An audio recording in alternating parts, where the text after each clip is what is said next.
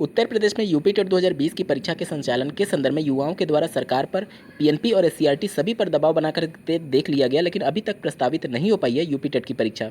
इसी को लेकर के अब एनसीटी को एक पत्र अभ्यर्थियों के द्वारा लिखा गया है। इसके बारे में हम लोग डिटेल में बात करेंगे। साथ ही एनसीटी को ये भी सूचित किया गया है कि उत्तर प्रदेश में बीटीसी अभ्यर्थियों की संख्या बहुत ज़्यादा हो चुकी है। इस कंडीशन में बीएड को प्राथमिक से या तो हटाया जाए या फिर डीएलएड को प्रथम वरीयता दी जाए। इसके संदर्भ में भी डिटेल में आपको जानना जरूरी है यदि आप शिक्षक भर्ती का वेट कर रहे हैं। इसके अलावा यूपी टेट और शिक्षक भर्ती में एनआईओ से डीएलएड अभ्यर्थियों को मौका मिलेगा या नहीं, इसके संदर्भ में पीएनपी के द्वारा एक आरटीआई के जवाब में सूचना दी गई है, जिसे आपको जानना बेहद जरूरी है यदि आप भी एनआईओ से डीएलएड अभ्यर्थी हैं। शिक्षा मित्रों को स्थायी करने के संदर्भ में अब विभिन्न पार्टियां उनको लुभाने के संदर्भ में यहाँ पर प्रलोभन देने लगी हैं, जिसे लेकर के आपको सतर्क रहने की ज़रूरत है। अगर आप एक शिक्षा मित्र हैं, क्या कुछ हो सकता है स्थायी करने में समस्याएं आ सकती हैं, इसके बारे में हम लोग डिटेल में चर्चा करेंगे। तो अंत तक जरूर बने रहिएगा इस वीडियो के साथ यदि आप इन सभी मुद्दों से प्रभावित हो रहे हैं। नमस्कार दोस्तों, मेरा नाम है नीरज और आप देख रहे हैं करियर बिट यूट्यूब चैनल। अगर आप इस चैनल पहली बार विजिट कर रहे हैं तो उसको सब्सक्राइब करते हुए बेल आइकन को प्रेस करना ना भूलें। यूपी टेट 2020 का आयोजन करने के लिए अभ्यर्थियों ने माननीय मुख्यमंत्री जी के कार्यालय, माननीय प्रधानमंत्री जी के कार्यालय, साथ ही पीएनपी एससीईआरटी सभी जगहों पर उन्होंने कंप्लेंट दर्ज कराई, लेकिन उसका कोई भी प्रभाव देखने को नहीं मिला। अभी तक यूपी टेट की परीक्षा प्रस्तावित नहीं हो पाई है। इसी के अनुक्रम में अभ्यर्थियों के द्वारा एनसीटी, जो कि सभी प्रकार के टीचर एजुकेशन से संबंधित रेगुलेटरी बॉडी है, उसके संदर्भ में यहाँ पर एक पत्र लिख करके कंप्लेंट दर्ज कराई गई है। यहाँ पर स्क्रीन पर आप देख पा रहे होंगे national council for teacher education यानी एनसीटी नई दिल्ली को ये पत्र लिखा गया है। इसमें महत्वपूर्ण पॉइंट यही बताया गया है कि वर्ष 2011 में जब टीचर एलिजिबिलिटी टेस्ट के संदर्भ में गाइडलाइंस और इंस्ट्रक्शन एनसीटी के द्वारा जारी किया गया था, तो ये बोला गया था कि प्रत्येक स्टेट के द्वारा साल में 2 बार टीचर एलिजिबिलिटी टेस्ट परीक्षा कंडक्ट कराई जाएगी। लेकिन उत्तर प्रदेश एक ऐसा राज्य है जहाँ सिर्फ एक बार ही परीक्षा का आयोजन किया जाता है और उसमें भी लगभग 2 साल होने जा रहे हैं, अभी तक यूपी टेट की परीक्षा का आयोजन नहीं किया गया है। यहाँ पर इसमें सूचना दिया गया है, TET examination has not been conducted from last 19 months, यानी कि पिछले 19 महीनों से टीचर एलिजिबिलिटी टेस्ट की परीक्षा उत्तर प्रदेश में नहीं कराई गई है। इसके बाद से इनके द्वारा रिक्वेस्ट किया गया है, I am requesting you that please provide instructions guidelines to Uttar Pradesh government for conducting state teacher eligibility test examination in this year 2021।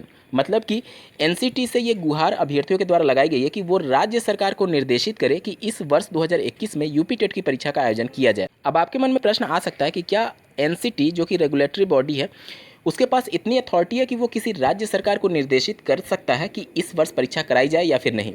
देखिए, एनसीटी भले ही रेगुलेटरी बॉडी है, लेकिन उसके फैसले जो भी होते हैं वह पहले केंद्र सरकार के द्वारा ले लिए जाते हैं, उसके बाद उसके द्वारा कोई नोटिस जारी किया जाता है। आप लोग देखे होंगे बीएड को भी प्राथमिक में जब शामिल किया गया था तो एनसीटी ने बाद में नोटिस जारी किया, पहले केंद्र सरकार ने इसके बारे में सूचना दे दी थी। उसके बाद से आप लोग देखे होंगे जब टेट की सर्टिफिकेट की वैलिडिटी लाइफ टाइम की गई, उस समय भी केंद्रीय शिक्षा मंत्री जी ने पहले सूचना दी, उसके बाद नोटिस जारी किया एनसीटी ने।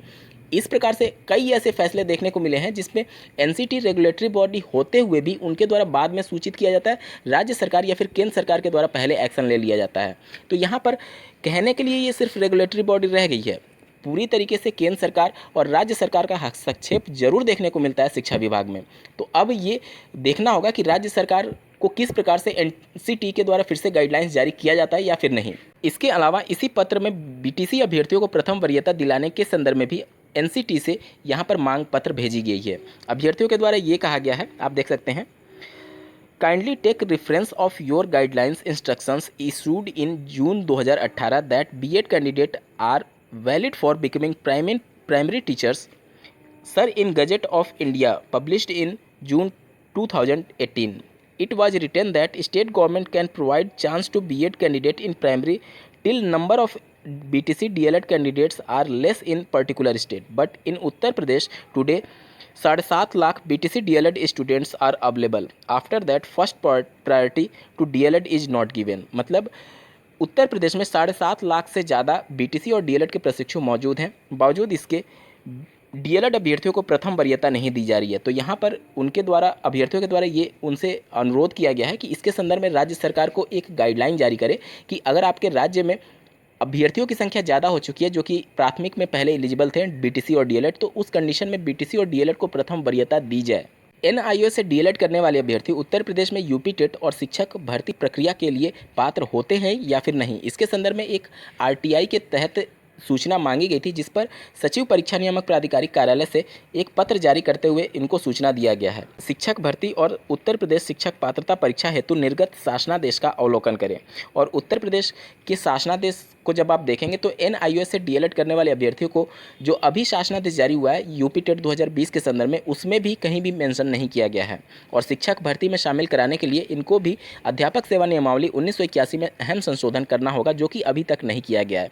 तो अभी की वर्तमान स्थिति के अनुसार पीएनपी यही सूचित कर रही है एनआईओ से डीएलएड करने वाले अभ्यर्थियों को कि ना तो वो यूपी टेट और ना ही शिक्षक भर्ती के लिए उत्तर प्रदेश में पात्र हैं। उत्तर प्रदेश के शिक्षा मित्रों को लुभाने के लिए अब विभिन्न राजनीतिक पार्टियां तरह तरह से वादे करने लगे हैं। उन्हीं में से एक स्क्रीन पर आप देख पा रहे होंगे, भारत समाचार के द्वारा ये ट्वीट करके जानकारी दी गई है कि सपा सरकार में शिक्षा मित्र होंगे सहायक अध्यापक। मतलब परमानेंट करने की बात कही जा रही है, मतलब उनको फिर से एक तरीके से प्रलोभन दिया जा रहा है। क्या ये कभी प्रैक्टिकली संभव है? अगर आप एक शिक्षा मित्र हैं, उत्तर प्रदेश से संबंधित हैं, तो इन सभी चीज़ों को लेकर के सतर्क रहिएगा। देखिए, प्रत्येक राजनीतिक पार्टी चुनाव के समय आपसे वादा करेगी कि हम आपको परमानेंट कर देंगे या फिर ऐसे कुछ प्रलोभन देगी।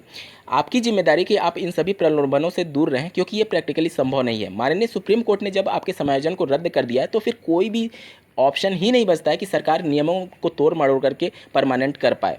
तो ये सभी चीज़ें एक तरीके से फिर से प्रलोभन दिया जा रहा है, क्योंकि शिक्षा मित्र उत्तर प्रदेश का एक ऐसा मुद्दा है जिसको प्रत्येक सरकार ने भुनाने की कोशिश की है। चुनाव के बाद सभी शिक्षा मित्रों को अपने हाल पे छोड़ दिया जाता है। कोई भी सरकार रही हो, सबने यही हाल किया है। आज शिक्षा मित्रों की जो दयनीय स्थिति है, उसके लिए जितना सपा सरकार जिम्मेदार है, उतना ही भाजपा सरकार जिम्मेदार है और उतना ही बसपा सरकार जिम्मेदार है। 2014 में जब शिक्षा मित्रों के समायोजन की प्रक्रिया प्रारंभ की गई थी, उस समय की तत्कालीन सरकार के द्वारा तो भी नियमों को ताक पर रख करके कार्य किया जा रहा था, क्योंकि आरटीई एक्ट 2009 में पारित हो गया था, जिसके अनुसार अब देश भर में कोई भी शिक्षक बिना टीचर एलिजिबिलिटी टेस्ट पास किए शिक्षक के पद पर नहीं रह सकता था। लेकिन बावजूद इसके, इन सभी नियमों के होने के बावजूद भी उत्तर प्रदेश में शिक्षा मित्रों को बिना टेट सीटेट क्वालिफाई किए ही इनको परमानेंट किया जा रहा था। ये सभी कुछ नियमों को तोड़ मरोड़ कर, और राज्य सरकार जानते हुए भी ये सभी चीज़ें कर रही थी, क्योंकि चुनाव में इन सभी शिक्षा मित्रों को टारगेट करना था।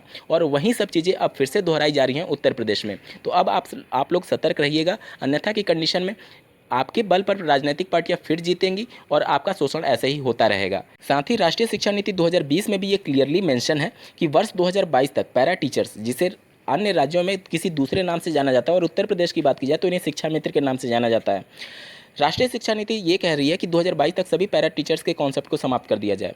जहां एक तरफ राष्ट्रीय शिक्षा नीति ये कह रही है कि पैरा टीचर्स होने ही नहीं चाहिए, वहीं उत्तर प्रदेश की सरकार चुनाव को देखते हुए ये वादा कर रहे हैं कि हम सभी पैरा टीचर्स को परमानेंट कर देंगे। क्या कभी ये प्रैक्टिकली संभव है? जो चीज़ माननीय सुप्रीम कोर्ट ने रद्द कर दी है, उसको कोई राजनीतिक पार्टी कैसे परमानेंट कर सकती है? वहीं शिक्षक भर्ती के संदर्भ में कल के धरना प्रदर्शन में बेसिक शिक्षा मंत्री जी का भी एक स्टेटमेंट आया हुआ था, जिनके द्वारा ये कहा गया कि आप सभी अपना धरना प्रदर्शन बंद करिए, क्योंकि धरना प्रदर्शन से कोई भी शिक्षक भर्ती नहीं आएगी। जब सरकार को देना होगा तभी शिक्षक भर्ती आएगी। साथ ही उनके द्वारा ये भी कहा गया कि फंड्स की भी रिक्वायरमेंट होती है और ये सभी बहुत लंबा प्रोसेस होता है। तो इन सबको देखते हुए आप घर जाइए और पढ़ाई करिए, जब शिक्षक भर्ती आएगी तब आप लोग उसमें आवेदन करिएगा। निश्चित तौर पर ये सभी चीज़ें निंदनीय हैं, क्योंकि अगर आपको शिक्षक भर्ती नहीं कराना था तो फिर अभी फिर से 2021 में आप डीएलएड में एडमिशन क्यों ले रहे हैं? साल दर साल आप डीएलएड की सीटें बढ़ा रहे हैं, उसमें प्रत्येक वर्ष एडमिशन होते जा रहा है, और आप शिक्षक भर्ती को लेकर के ऐसे स्टेटमेंट देते हैं कि हमें वेतन देना पड़ता है या फिर बच्चों का खेल नहीं है शिक्षक भर्ती कराना। साथ ही साथ यहाँ पर अभ्यर्थियों को भी अवेयर होने की ज़रूरत है कि जो डीएलएड और बीएड कोर्स होता है, ये सिर्फ एक पाठ्यक्रम नहीं है, एक कोर्स ही सिर्फ नहीं है, ये आपका ट्रेनिंग है। आप अन्य विभागों में देखेंगे तो आपका चयन होने के बाद ट्रेनिंग होता है, लेकिन शिक्षा विभाग एक ऐसा विभाग है उत्तर प्रदेश में जहाँ पर पहले ट्रेनिंग दी जाती है, उसके बाद जाकर के आपको शिक्षक के रूप में हायर किया जाता है। तो आप सभी ट्रेंड हैं, और अन्य विभागों की जो भर्तियां होती हैं उसमें बाद में ट्रेनिंग दी जाती है। तो आप सभी को सरकार ने ट्रेनिंग दे दी है, अब सिर्फ शिक्षक भर्ती का वेट है। तो अगर कोई सरकार आपको गुमराह कर रही है कि शिक्षक भर्ती के लिए पद खाली नहीं है या फिर ये नहीं है, तो फिर आपको भी पलट करके उनसे प्रश्न जरूर पूछना चाहिए कि जब आपके पास पद खाली नहीं है तो हमें ट्रेनिंग क्यों दिलाया आपने। पूरी तरीके से उत्तर प्रदेश में राजनीति हो रही है। बीएड को जब सभी जगह मौके हैं तो फिर डीएलएड कोर्स चलाने का मतलब क्या था, डीएलएड कोर्स का वजूद क्या था? बावजूद इसके वर्ष 2021 का नया सत्र प्रदेश की सरकार के द्वारा शुरू किया गया है। इसका सिर्फ और सिर्फ एक मकसद था कि जो हजारों की संख्या में कुकुरमुत्ते की तरह डीएलएड के कॉलेज खुल गए हैं, निजी डीएलएड संस्थान, उन सभी की भी रोजी रोटी चलती रहे।